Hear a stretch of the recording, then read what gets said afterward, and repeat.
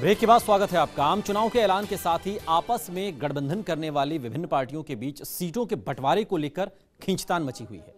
BJP की अगुवाई वाले एनडीए को चुनौती देने के लिए सामने आए महागठबंधन के दलों के बीच बिहार में सीटों के बंटवारे को लेकर अड़चन नजर आ रही है। जानकारी ये मिल रही है कि कांग्रेस 11 सीटों की मांग कर रही है, जिससे आरजेडी नाखुश है। बिहार के पूर्व डिप्टी सीएम और आरजेडी के नेता तेजस्वी यादव ने शनिवार को ट्वीट कर कांग्रेस समेत अन्य सहयोगी दलों को चेताया कि यदि वे अपनी चंद सीटें बढ़ाने के लिए अड़े रहे तो जनता उन्हें माफ नहीं करेगी। उन्होंने अपने ट्वीट में लिखा कि संविधान और देश पर अभूतपूर्व संकट है। अगर अब की बार विपक्ष से कोई रणनीतिक चूक हुई तो फिर देश में आम चुनाव होंगे या नहीं, कोई नहीं जानता। अगर अपनी चंद सीटें बढ़ाने और सहयोगियों की घटाने के लिए अहंकार नहीं छोड़ा तो संविधान में आस्था रखने वाले न्यायप्रिय देशवासी माफ नहीं करेंगे।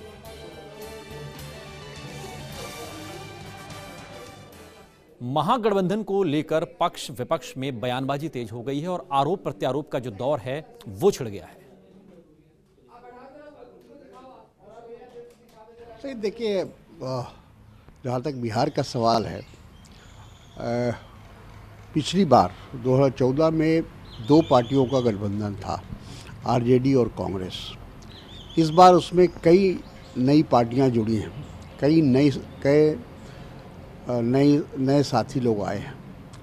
तो जाहिर है कि उनको भी एकोमोडेट करना है, उनको भी स्थान देना है, जगह देनी है, तो थोड़ा समय लग रहा है। लेकिन जहाँ तक महागठबंधन का सवाल है, वो एक प्रकार से कहा जाए कि सिद्धांतिक रूप से वो बन चुका है।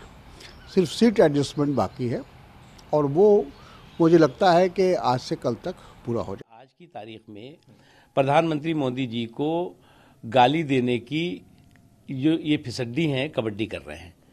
और इस प्रधानमंत्री जी को गाली देने की जो कबड्डी है, उसमें ये सारे फिसड्डी इकट्ठा हो गए हैं।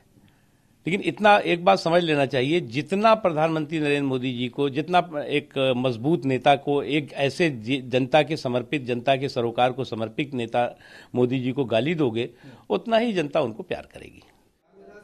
और डेली 2 PM में यहाँ रुक रहे हैं, लेकिन आप